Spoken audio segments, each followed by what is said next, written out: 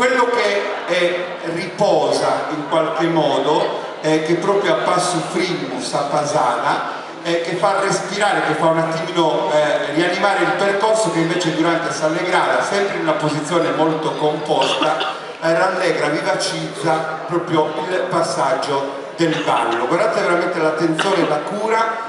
Negli ultimi anni è una delle realtà più interessanti che abbiamo da portare all'attenzione e da presentare. Il gruppo Follo Santa Chiara e Costorini.